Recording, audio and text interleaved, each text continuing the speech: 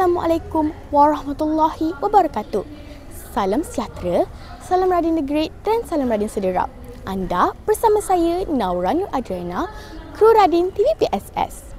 Hari ini diadakan Majlis Peluncuran Galeri Malaysia Madani peringkat sekolah dan peringkat negeri 9.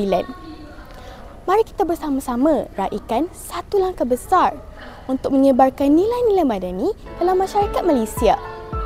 Mari kita sama-sama saksikan. Berdiri tegak, tangan di sisi dan pandang ke hadapan.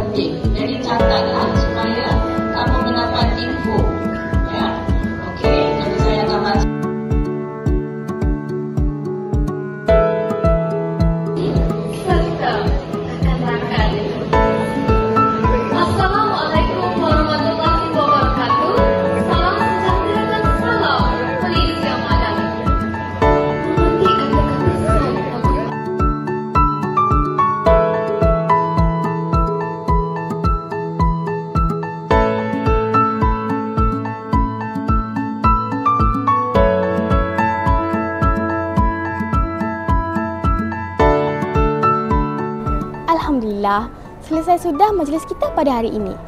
Semoga galeri ini dapat menjadi platform yang mengangkat warisan serta budaya Malaysia. Kami berharap galeri ini akan terus berkembang kepada generasi yang akan datang. Assalamualaikum warahmatullahi wabarakatuh. Sekian, terima kasih.